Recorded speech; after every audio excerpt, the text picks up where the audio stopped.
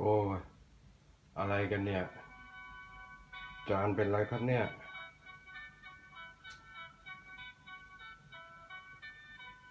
ต้องใส่รหัสนะครับใส่เลขศูนย์ไป4 ตัวแล้วก็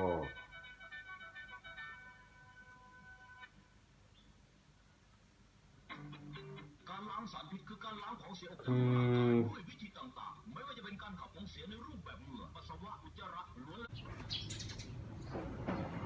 สวัสดีครับท่านผู้ชมและแฟนคลับอธิบายเอกวานทุกท่านวันนี้ก็กล่อง PSI นะฮะกับกล่องทูดับนะฮะหรือนี่เป็นสัญญาณสู่ยุคดิจิตอลนะฮะยุคเคเบิลใยแก้วนำแสงนะฮะ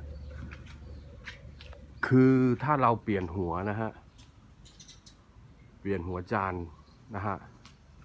ก็น่าจะราวๆ500นะฮะคงประมาณนั้นแล้วถ้าหมดยุคจานเข้าไปอีกก็ไม่คุ้มฮะที่จะทำตรงนี้ ถ้าลงทุนซื้อเน็ตซะเลยก็เสียค่าเน็ตรายเดือนฮะแต่ก็มันก็จะเป็นอย่างนั้นแหละฮะเพราะว่ายุคต่อไปดาวเทียมก็จะจานดาวเทียมก็จะลดน้อยถอยลงนะฮะเหมือนยุคแผงก้างปลาโอ้ยเซตอะไรไม่ได้เลยฮะต้องเปลี่ยนหัวนะฮะก็ทางเลือกที่ดีที่สุดก็คือจำเป็นฮะจำเป็นต้องใช้เป็นอินเทอร์เน็ตเราเตอร์นะฮะแล้วก็เป็นสมาร์ททีวีก็ได้ใช้เน็ตในราคาเดือนละ699 700ประมาณนี้นะก็พิจารณาดูนะฮะเพราะว่ามันเป็นยุคอินเทอร์เน็ตแล้วนะมันเสียที่หัวแล้วนะฮะถ้าเราไปใช้เน็ตเราก็ใช้ไลน์ได้นะฮะเราก็ไม่ต้องไปซื้อหัวใหม่เผลอๆถ้าซื้อหัวใหม่เนี่ยอย่างข้างบนของผมเป็นทูเป็นจานแดงนะฮะแต่ข้างล่างของผมเนี่ยเป็น PSI นะฮะเดี๋ยวนะฮะเห็นไหมฮะคือถ้าเปลี่ยนหัวเป็นระบบใหม่แต่ก็ต้องเปลี่ยนกล่องด้วยหรือไม่ก็ตรงนั้นก็เสียยาวไปอีกถ้าใช้อินเทอร์เน็ตเราเตอร์ก็แรกเข้าก็น่าจะไม่เกิน1,200นะฮะของ True ก็เขาก็มาเซ็ตจานให้ใหม่มีกล่องถ้าจานดับอีกดาวเทียมไทยคม5 6 7 8หมดอายุสัญญาอีกก็ใช้อินเทอร์เน็ตแทนแต่ทีวีก็ต้องเป็นทีวีเป็นสมาร์ททีวีนะฮะเป็นทีวีที่มี Android ก็ถ้าก้าวข้ามตรงนั้นไปเลยก็น่าจะคุ้มนะฮะ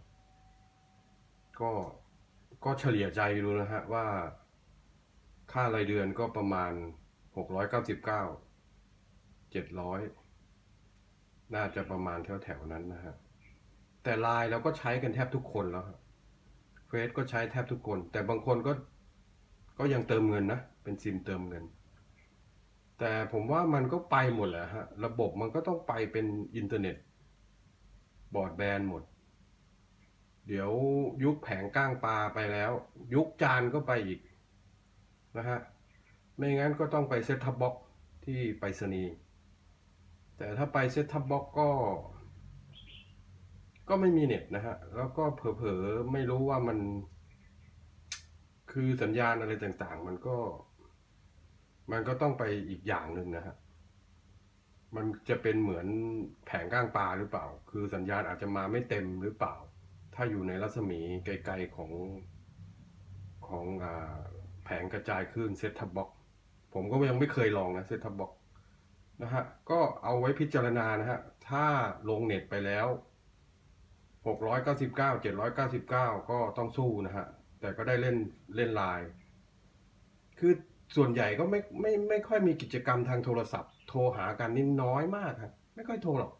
ส่วนมากก็โทรในไลน์เลยหรือถ้าเป็นเฟซก็เป็นอะไร Messenger ใช่ไหมฮะ Messenger Voice ใช่ไหมฮะคือมันก็เป็นเน็ตทั้งหมด ถ้าคุณจะไปเปลี่ยนหัว500เปลี่ยนหัวเสร็จ ซื้อกล่องขายขาดของทูมาอีก หรือไม่งั้นก็เปลี่ยนหัวเป็น PSI